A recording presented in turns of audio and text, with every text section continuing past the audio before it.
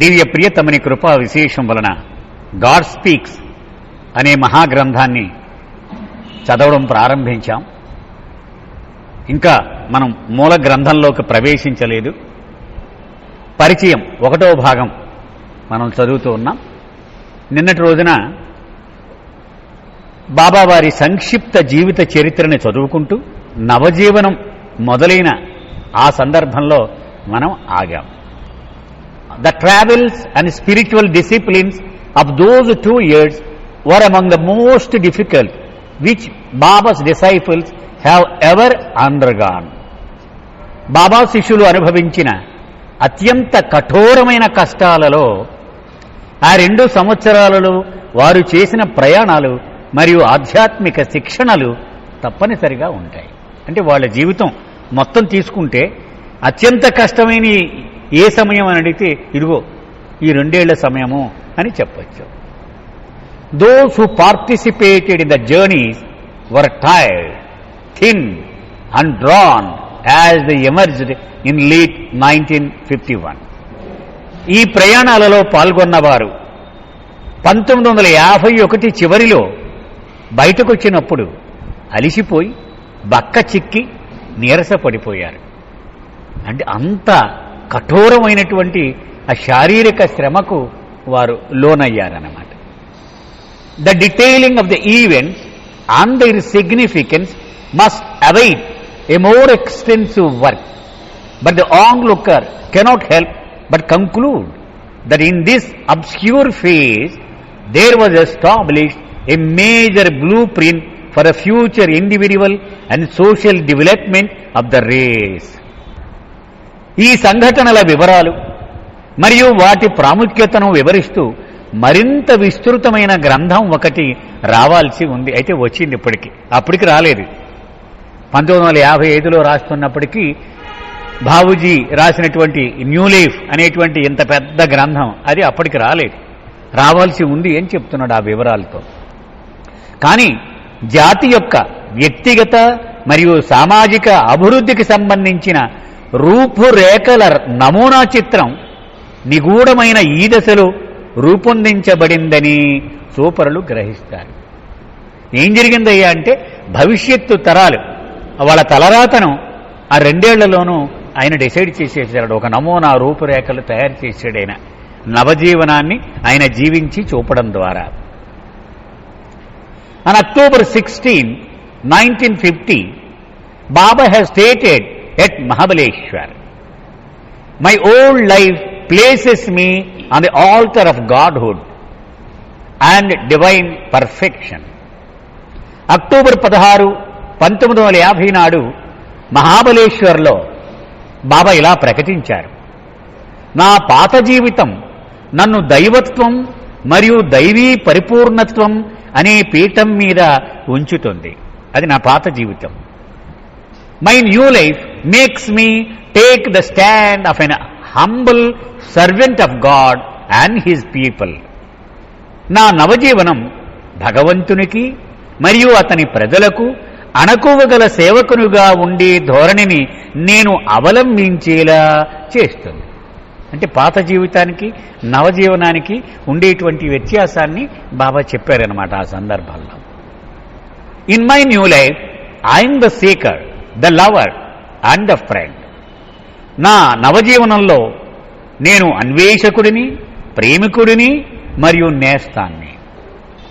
Both these aspects, perfect divinity and perfect humility, have been God's will and both are everlastingly linked with God's eternal life. పరిపూర్ణ దివ్యత్వము, పరిపూర్ణ నమ్రత అనే ఈ 2 లక్షణాలు భగవంతుని సంకల్పాలే మరియు ఈ 2 భగవంతుని శాశ్వత జీవనంతో ఎడతెగకుండా అనుసంధింపబడి ఉంటాయి. అంటే బాబా చెప్పినటువంటి స్టేట్మెంట్ ఇది. On February 13, 1951, Baba had gone into seclusion at Mahabaleshwar for about 100 days, at the end of which he stated on October 16th, it would be necessary for him to enter another phase of his work. February 13, 1951 నాడు మహాబలేశ్వర వద్ద 100 రోజుల పాటు కొనసాగే ఏకాంతవాసంలోకి బాబా ప్రవేశించారు. దాని ముగింపులో తన పని కోసం మరొక దశలోనికి అక్టోబర్ 16వ తేదీన ప్రవేశించవలసి ఉంటుంది అని బాబా చెప్పారు. ఇంకొక దశ ఉంది అని చెప్పారు. This later came to be known as the Manonash, annihilation of the mind period. ఇదియే మనోనాష్ కాలంగా పిలువబడింది, మనసు యొక్క సమూల నాశనం. దిస్ వర్క్ లాస్టెడ్ 4 months, ఎండింగ్ February 16, 1952. ఈ దశ 4 నెలల పాటు కొనసాగి ఫిబ్రవరి 16, 1952 నాడు ముగిసింది. Baba then announced that he and a few disciples would leave shortly for the United States, and that he would lead from March 21st to July 10th, 1952 a complicated free life in which weakness would predominate over strength. From July 10th to November 15, a full free life in which strength would predominate over weakness, and from November 15, and a fiery free life in which both strength and weakness would be consumed in the fire of divinity. ఆ నవజీవనం అయిపోగానే బాబా ఇలా ప్రకటించారు, తాను కొద్దిమంది శిష్యులతో త్వరలో అమెరికాకు బయలుదేరుతున్నాను అని. మార్చి 21 నుండి జూలై 10, 1952 వరకు బలం కంటే బలహీనత ప్రబలంగా ఉండే సంక్లిష్ట స్వేచ్ఛా జీవితాన్ని తాను గడుపుతాను అని. జూలై 10 నుండి నవంబర్ 15 వరకు బలహీనత కంటే బలం ప్రబలంగా ఉండే పూర్తి స్వేచ్ఛా జీవనాన్ని గడుపుతానని. నవంబర్ 15 నుండి దివ్యత్వం అనే అగ్నిలో బలము బలహీనత రెండూ దహింపబడేటువంటి విజ్వల స్వేచ్ఛా జీవితాన్ని గడుపుతానని అప్పుడు బాబా ప్రకటించారు. అంటే ఇదంతా టెక్నికల్గా చెప్పారు, కానీ ఒకసారి అర్థం చేసుకుంటే అంత కష్టమేం కాదు. ఇది 3 దశలు అన్నారు. మొదటి దశలో ఏమన్నారు? బలం కంటే బలహీనతే ప్రబలంగా ఉంటుంది అన్నారు. రెండవ దశలో బలమే ప్రబలంగా ఉంటుంది బలహీనత కంటే అన్నారు. మూడవ దశలో రెండూ ఉండవు, నా ప్రేమాగ్నిలో రెండూ కూడా దహింపబడతాయి అన్నారు. దాన్ని ఏమన్నారు? ఉజ్వల స్వేచ్ఛా జీవనము అన్నారు. ఆ దశలోనే బాబా ఆంధ్ర టూర్ వచ్చారు మనకి ఇక్కడికి. అంటే వెలిగిపోతూ ఉండేవాడు, ఎవడు చూసినా వాడు భలే, చూశాడంటే భలే, వాడు ఒప్పేసుకోవాల్సిందే. అది ఆ దశలో ఉండగానే మనకి ఆంధ్ర టూర్కి వచ్చారు. On April 20th, 1952, Baba arrived in New York with 6 men and 6 women disciples of both Eastern and Western origins. April 20, 1952 నాడు తూర్పు దేశాల మరియు పశ్చిమ దేశాల మూలాలకు చెందిన 6 పురుషులు 6 స్త్రీలతో బాబా న్యూయార్క్ చేరుకున్నారు. అంటే కొంతమంది మనవాళ్ళు, కొంతమంది తెల్లవాళ్ళు. వీళ్ళు బాబా వెంట న్యూయార్క్ వెళ్ళారు. They went directly to Myrtle Beach, South Carolina, where a property had been dedicated to Baba. And after a period of several weeks, Baba received many old and new followers, particularly on May 17th, when a vast crowd congregated from all over the United States to see him. ఇది English వాళ్ళ కోసం ముఖ్యంగా ఇక్కడ చెప్తూ ఉన్నాడు అన్నమాట. ఈ పాశ్చాత్య పర్యటనల సందర్భంగా జరిగిన కొన్ని విశేషాలు ఇక్కడ పొందుపరుస్తూ ఉన్నాడు. వారు నేరుగా సౌత్ కెరోలినాలో ఉన్న మిర్టిల్ బీచ్కి వెళ్లారు. అక్కడ ఒక స్థిరాస్తి బాబా కోసం అర్పించబడింది. కొన్ని వారాల తర్వాత అనేక మంది పాత మరియు కొత్త అనుచరులను బాబా కలుసుకున్నారు. ముఖ్యంగా మే 17 నాడు యావత్ అమెరికా దేశం నుండి పెద్ద జనసమూహం బాబాని దర్శించడానికి సమావేశం అయ్యింది. The group then set out by car for California and another protracted series of interviews. అప్పుడు ముందుగానే నిర్ణయింపబడిన మరికొన్ని ఇంటర్వ్యూల పరంపర కోసం బాబా బృందం కాలిఫోర్నియాకు కారులో బయలుదేరింది. While crossing Oklahoma, the car carrying Baba was struck and 4 of the 5 occupants seriously injured in one of the heart-breaking incidents so common to our highways. ఒక్లహోమాను దాటేటప్పుడు బాబా ప్రయాణించే కారు ఒక ప్రమాదానికి గురయ్యింది. మన రహదారులలో సంభవించే హృదయ విదారకమైన సంఘటనలలో ఒకటైన ఈ ప్రమాదములో ఆ కారులో ప్రయాణిస్తున్న 5గురిలో 4 తీవ్రంగా గాయపడ్డారు. In the near by little town of Prague, Oklahoma, there existed by great good fortune a small private hospital operated by doctor Burleson. ప్రమాద స్థలానికి దగ్గరలో గల ప్రేగ్ అంటే ఒక్లహోమా రాష్ట్రంలోదే అది కూడా అనే చిన్న పట్టణంలో అదృష్టవశాత్తు డాక్టర్ బర్ల్సన్ నడిపే ఒక చిన్న ప్రైవేట్ ఆసుపత్రి ఉంది. The efforts of this man and his tiny staff confronted with a mass of bloody flesh and stained clothing in which were entangled a silent master and his injured companions is certainly an epic in the constant drama of the medical world in its ceaseless battle to alleviate misery and prolong life. రక్తము చిందిస్తూ గాయాల పాలైన మౌన గురువుకు అతని సహచరులకు doctor బర్ల్సన్ అతనికున్న అతి కొద్ది మంది సిబ్బంది సహాయంతో సమర్థవంతంగా చికిత్సలు అందించాడు. As the tangle of misery was gradually sorted out, it became clear that no one was in immediate danger. But the number of broken bones and the areas of skinless and abraded flesh were formidable. విషాదం నుండి క్రమంగా బయటపడే కొలది గాయపడిన వారిలో ఏ ఒక్కరూ సత్వర ప్రమాదంలో లేరని, కానీ విరిగిన ఎముకలు, కొట్టుకుపోయిన కండలు విషమ పరిస్థితికి చేరాయని స్పష్టమయ్యింది. For days the dull and dreary routine of setting, cleaning, bandaging and pumping in of new life went on.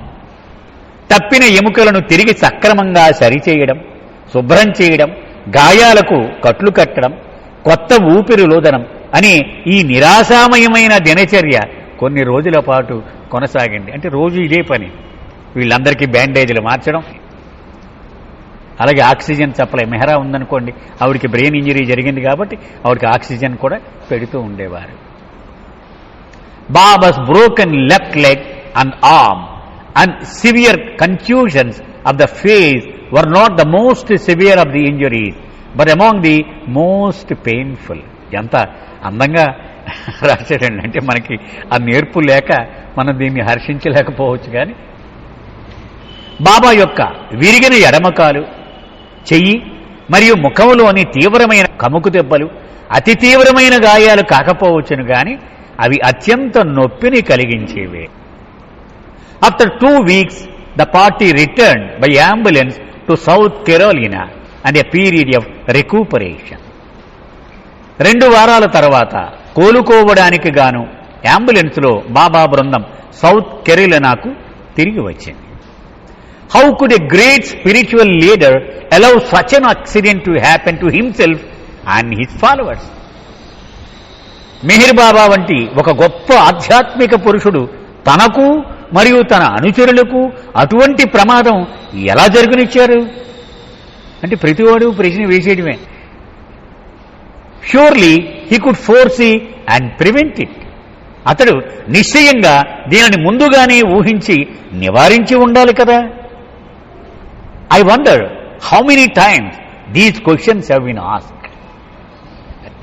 ఇలాంటి ప్రశ్నలు ఎంతమంది ఎన్నిసార్లు అడిగారో కదా అనుకుంటాను నేను. కదా, ప్రతివాడికి ఇదే question mark. Actually Baba had predicted it as long ago as 1928, such an accident to himself and the necessity for it. వాస్తవానికి తనకు అటువంటి ప్రమాదం గురించి మరియు దాని ఆవశ్యకత గురించి చాలా ముందుగానే, అనగా 1928లోనే బాబా సూచించారు. He had even mentioned an occasion that it would be necessary to spill his blood in America. అమెరికాలో తన రక్తాన్ని చిందించవలసిన అవసరం గురించి కూడా అప్పుడప్పుడు బాబా ప్రస్తావించేవారు. But such a declaration on my part of he knew it all the time falls wide of the central issue. The great spiritual leaders of the ages have never avoided the mishaps of a reckless and unheeding civilization. లక్ష్యపెట్టని మరియు ఖాతరు చేయని నాగరికత యొక్క విపత్తులను ఆయా యుగాలకు చెందిన గొప్ప ఆధ్యాత్మిక పురుషులు ఎవ్వరూ ఎప్పుడూ తప్పించలేరు. వాళ్ళు అలా జరగనిష్టం. కృష్ణుడు దగ్గరుండి కురుక్షేత్రం నడిపించాడు. రాముడు రామరావణ యుద్ధంలో స్వయంగా చేశాడు ఆయన. ఇవన్నీ మనం చూస్తూనే ఉన్నాం. వాళ్ళు ఎప్పుడు తప్పించలేదు. కృష్ణుడు కావాలంటే ఇలా అని తప్పించేసేవాడు, కానీ ఎప్పుడు తప్పించలేదు. అలా జరగనిస్తూనే ఉండేవారు. In fact they have embraced their portion of human catastrophe and have lived it through without recourse to the arbitrary usage of the cosmic power at their fingertips. వాస్తవానికి వారు మానవ సంక్షోభంలో తమ వంతు పాత్రను అంగీకరించి, చూడండి, వాళ్ళు కూడా కాళ్ళు చేతులు ఎరకొట్టుకుని అందరితో పాటు వాళ్ళు ఆ కష్టాలు పంచుకుంటూనే ఉన్నారు. వాళ్ళు ఇప్పుడు వారి అధీనంలో ఉండే విశ్వశక్తిని ఏకపక్షంగా వినియోగించడానికి పూనుకోకుండా సహనంతో జీవితాన్ని కొనసాగించారు. వాళ్ళు ఎలా అంటే దాన్ని నివారించేయగలరు వాళ్ళు, కానీ ఎప్పుడు అలా చేయలేదు వాళ్ళు ఎవరు చూసినా కానీ. The supreme function of the spiritually great is not what they do outside the law of our physical world, but what they do within it. ఇది మొత్తం ఈ పేరాకి ఒక సమ్మేషన్ లాంటి స్టేట్మెంట్ అన్నమాట. ఆధ్యాత్మికంగా ఉన్నతులైన వారు మన భౌతిక ప్రపంచ నియమానికి ఆవలి ఏం చేశారు అనేది కాకుండా ఆ నియమానికి లోబడి ఏమి చేశారు అనేది వారు నిర్వహించే సర్వోత్కృష్ణ కార్యాచరణ అవుతుంది. అది ఆచార్యవరేణుడు మనం చూస్తాం. అందులో భగవంతుని జీవితమును ఆచరించి చూపడేని ఆచార్యుండెట్లవును అని. ఏకకాలంలో భగవంతుడి జీవితాన్ని మానవుడి జీవితాన్ని రెండూ జీవించి చూపెడతాడు ఆయన. అంచేత ఆయన ఈ నియమాలు ఉల్లంఘించి ఏదీ చేయడు. ఈ నియమాలకు లోబడే అన్ని కష్టాలు తను భరించి అవతార ఉద్యమాన్ని నెరవేరుస్తాడు. In 1937 Baba had explained this function of the perfect masters. పరిపూర్ణ గురువుల ఈ విధి నిర్వహణ గురించి 1937లో బాబా ఇలా వివరించారు. A perfect master who has to take upon himself the burdens of the world to absorb them must necessarily have physical reactions and consequently must suffer physically like ordinary human beings. మనం శివుడు ఆ విషం పుడితే అది కంఠంలో దాచాడు అని మనం నీలకంఠుడు అంటూ ఉంటాం. ఆయన భగవంతుడు అయ్యుండు కూడా ఆ కష్టాన్ని ఆయన తన మీద వేసుకొని భరిస్తూ ఉంటాడు.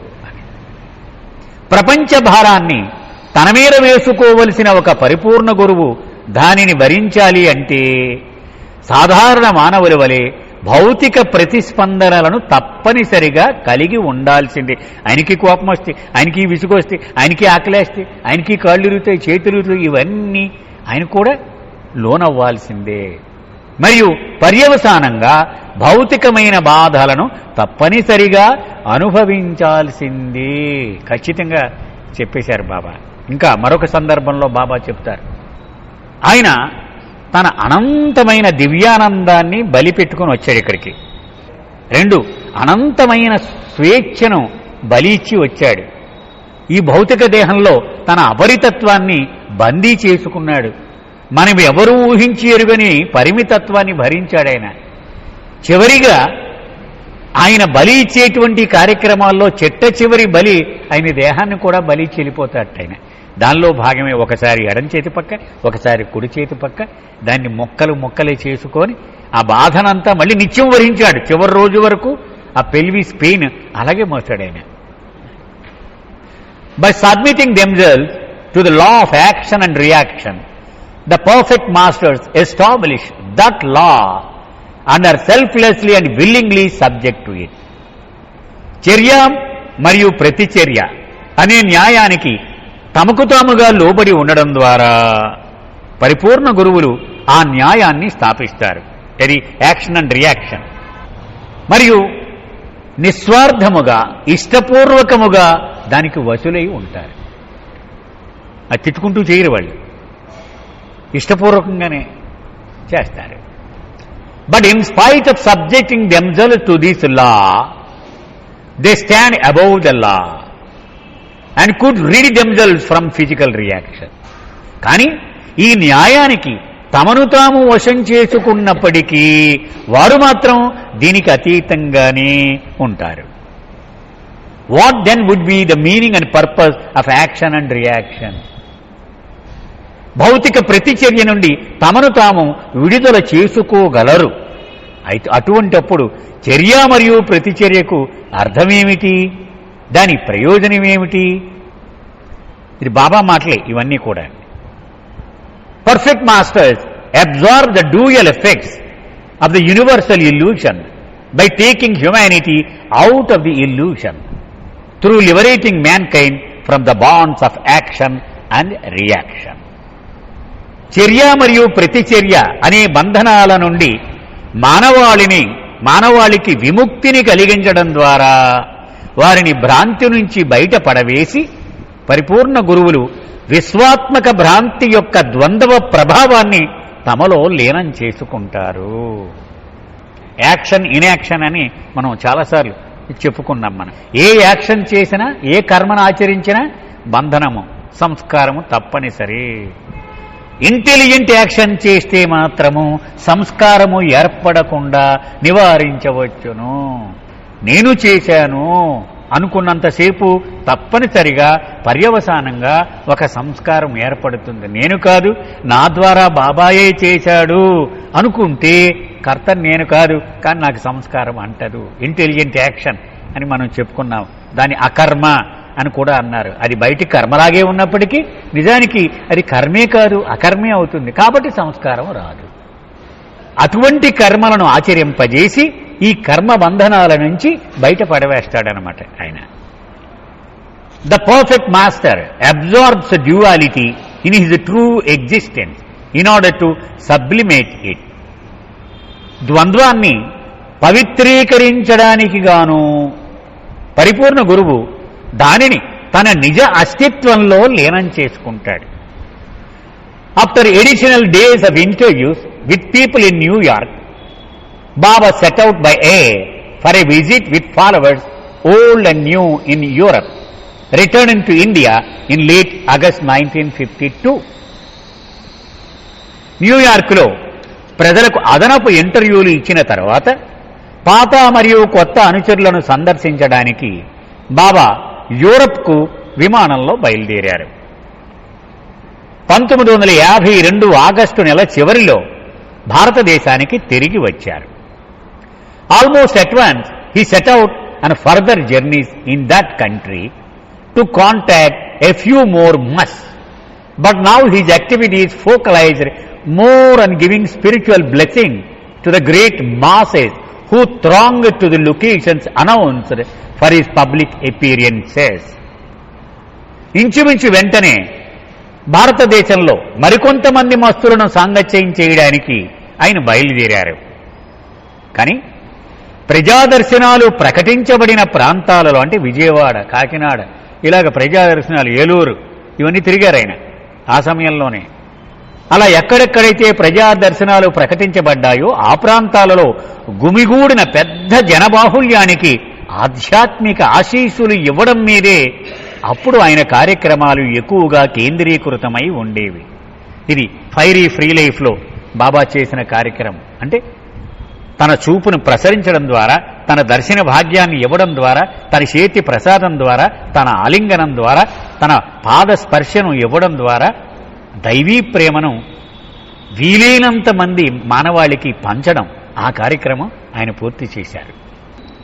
About 1,000 collected from the various corners of India and far reaches of Asia, Europe and America. These mass darshans culminated in September 1954 when he called on his male followers throughout the world to congregate at his ashram in Ahmednagar for a last spiritual conclave. ఈ ప్రజాదర్శనాలు September 1954లో శిఖరాగ్ర స్థాయిని చేరుకున్నాయి.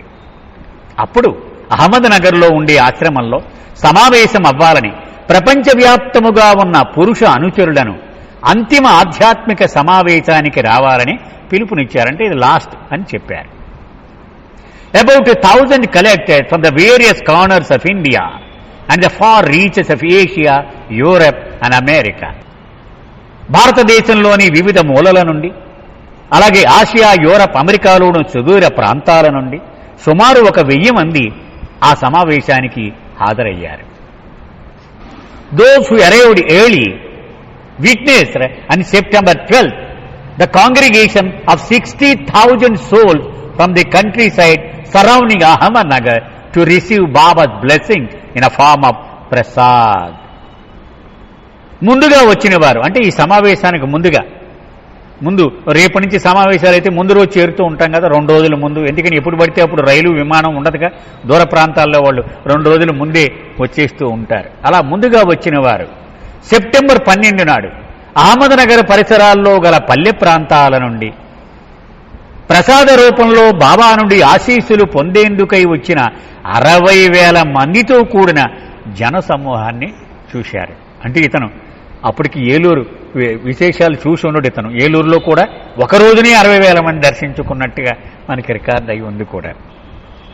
Following this colourful and moving occasion each afternoon Baba personally instructed the travellers. వర్ణశోభితమైన హృదయాలను కదిలించగల ఈ సమావేశం తర్వాత ప్రతి మధ్యాహ్నము ప్రయాణికులకు బాబా వ్యక్తిగతంగా ఆదేశాలు ఇచ్చేవారు. చెప్పుకున్నాం అనేక సందర్భాల్లో. లిజన్ హ్యుమానిటీలో కూడా ఏం చేసేవారు, ముందు అనాథని వెళ్ళి వేసుకో అని వచ్చిన వాళ్ళకి ఇచ్చేవారు. జాగ్రత్తగా ఉండండి, బాగా పడుకోండి, రాత్రి 9 తర్వాత మేలుకొని ఉండకండి అనేవారు. పొద్దున్న రాగానే నిద్ర పట్టిందా, ఎవరికి పట్టకపోతే చేతులు ఎత్తండి. ఇవన్నీ ఆ కుశల ప్రశ్నలు, యోగక్షేమాలు, ఇవన్నీ ఒక తండ్రి తన బిడ్డను ఎలాగైతే అడుగుతాడో అలాగ అడుగుతూ ఉండేవారు. On September 29, Baba addressed the 1,000 who had collected at his call, blessed them and sent them on their way.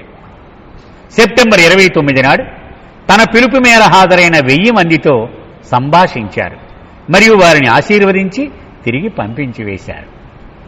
On October 7th, he abandoned the use of even his alphabet board, depending now only on gestures for communication. సంభాషించడానికి ఇక సంజ్ఞల మీదే ఆధారపడుతూ October 7 నాడు బాబా తన అక్షర ఫలకాన్ని సైతం త్యజించారు. It is interesting to note, gestures Baba uses for communication are not the alphabetical ABCD, the formation of fingers a silent person is apt to make use of, nor a sign language as used by the deaf and dumb, but free and easy and somewhat exaggerated gestures uniquely his own that describe most vividly what he wishes to convey. సాధారణంగా ప్రపంచవ్యాప్తముగా మగవాళ్ళు కొన్ని భాషలు ఉన్నాయి వాళ్ళకి. ఎలాగా, ఇప్పుడు బాబా అని చెప్పాలనుకోండి, B చూపెడతారు ఇలాగా ఏళ్ళతోటి, మళ్ళీ ఇలా ఏ చూపెడతారు, మళ్ళీ ఇలా బి చూపెడతారు, మళ్ళీ ఇలా ఏ చూపెడతారు. అలా ఈ అక్షరాలను వేళ్లతో చూపించడం ఒక శైలి, అది కాదు బాబాది అని చెప్తున్నాడు. అలాగే సైన్ లాంగ్వేజ్, ఇలాగ మనం న్యూస్ చెప్తున్నప్పుడు చూస్తూ ఉంటాం కొన్ని సంజ్ఞలు, అది స్కూల్ డెఫ్ అండ్ డమ్ స్కూల్లో చెప్తూ ఉంటారు, అది కాదు అని చెప్తున్నాడు. ఆసక్తి కలిగించే విషయం ఏమిటంటే, మౌనంలో ఉండే వ్యక్తి వాడినట్టుగా బాబా తన చేతి వేళ్లతో ఇంగ్లీష్ అక్షరాలను ఏబిసిడి సూచిస్తూ సంజ్ఞలు చేసేవారు కాదు. మరియు మూగవారు బదులైన వారు వాడే గుర్తులతో కూడిన భాషను సైతం వాడేవారు కాదు. గుర్తులు, సైన్ లాంగ్వేజ్ అంటారు దాన్ని. ఆయన స్వేచ్ఛగా సులభంగా తన సంజ్ఞలను చేసేవారు. ఆ సంజ్ఞలు ప్రత్యేకంగా ఆయన సొంతమే. అవి ఎవడో ఈ మిగిలినోళ్ళు కాపీ కొట్టమే కానీ ఆయన ఎవరి నుంచి కాపీ కొట్టినవి కాదు అది. మరియు అవి ఆయన చెప్పాలనుకునే విషయాన్ని అత్యంత స్పష్టంగా వర్ణిస్తాయి కూడా. ఖచ్చితంగా బాబా అనేవారు అంటే ఆడాళ్ళు లేరి చాలా స్పష్టంగా తెలిసిపోద్ది అనమాట. దానికి ప్రపంచవ్యాప్తంగా వాడుకలో ఉన్నటువంటిది కాదు ఇది, కానీ మనకు మాత్రం క్లియర్గా అర్థమైపోద్ది అది. Once again Baba announced that the breaking of his silence, his manifestation and his death were all near. తన మౌన వరమణ, తన ప్రకటీకరణ మరియు తన మరణం ఇవన్నీ త్వరలోనే సంభవిస్తాయి అని బాబా మరొకసారి ప్రకటించారు. బహుశా ఫైనల్ డిక్లరేషన్ అనుకుంటారు.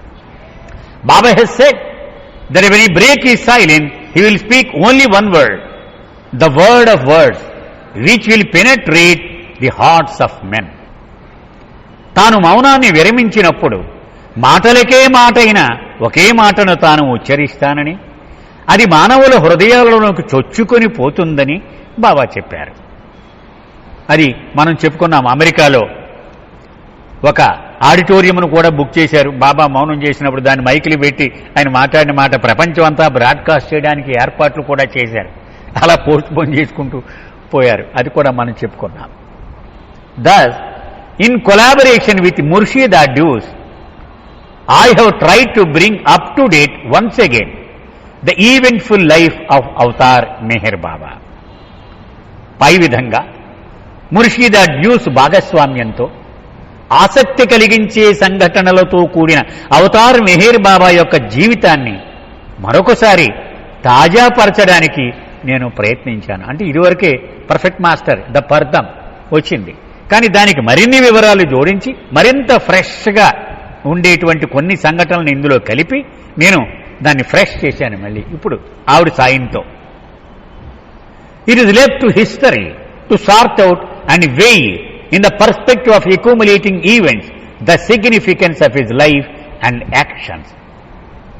ప్రోగుపడుతున్న సంఘటనల దృష్టికోణంలో ఆయన జీవితం మరియు చర్యల ప్రాముఖ్యతను వర్గీకరించడం మరియు పరిశీలించి అంచనా వేయడం చరిత్రకే వదిలేస్తున్నాను కదా. ఇప్పుడు చేసేది ఏమిటి? లార్డ్ మెహర్ ఇంకా గ్లింప్సెస్ ఆఫ్ గాడ్ మ్యాన్ ఎన్ని పుస్తకాలు వచ్చాయి బాబా జీవితం మీద. ఇంకా భవిష్యత్తులో కొన్ని అనేక వేల వేల వేల గ్రంథాలు వస్తాయి. బాబా అన్నారు, నేను శరీరం విడిచిపెట్టిన తర్వాత నా జీవితానికి సంబంధించిన సంఘటనలు వెలుగు చూసినప్పుడు నోరు వెళ్ళబొట్టి నిర్ఘాంతపోతుంది ప్రపంచం అన్నారు బాబా. అంటే ఇంకా ఎన్నున్నాయో రావాల్సినవి మనకు తెలియదు. ఒక్కొక్క డైరీల్లోంచి ఒక్కొక్కటి బయటకు వస్తున్నాయి కదా. ఇప్పుడు మనం చూస్తూనే ఉన్నాం. అది చరిత్రకే వదిలేస్తున్నాను అన్నాడు. మరి ఆ రోజుల్లో డైరెక్ట్గా బాబాని అడిగేవారు. కొన్ని విషయాలు బాబా అడగడానికి బాగోదంటే మణిని అడిగేవారు. బాబా తమ్ముడు ఉండేవాడు జాల్భాయ్, అతన్ని అడిగేవారు. ఇలా ఇవన్నీ సేకరించి వాటి అవే ఉండేవి. ఇప్పుడు మనకు పుస్తకాలు వచ్చేసాయి కాబట్టి ఇలా కొట్టి చూసేస్తున్నాం. మనం లార్డ్ మెహర్ టక్ మన కొడుతున్నాం, మొబైల్లో వచ్చేస్తుంది. కానీ ఆ రోజుల్లో చాలా కష్టం ఇదంతా సంకలనం చేసి ఒక గ్రంథ రూపంలోకి తేవడం. We who participate in the immediacy of the new can only offer the measure of our love and human allegiance and declare our gratitude for the great thing that has come into our lives. తక్షణ వర్తమానంలో పాలు పంచుకుంటున్న మేము, అంటే ఆయన జీవితం నడిచిపోతుంది, మా జీవితం నడిచిపోతుంది. కొన్నే తెలుసు మాకు, కానీ ఇప్పుడు ఏమవుతుందో నాకు తెలియదు. అక్కడ బాబా ఏం చేస్తున్నాడు, అప్పుడు బాబా ఉన్నారు కదా. ఈవేళ కొత్తగా సంఘటన వస్తే మన్నాడు కొత్తగా వస్తే సంఘటన కదా.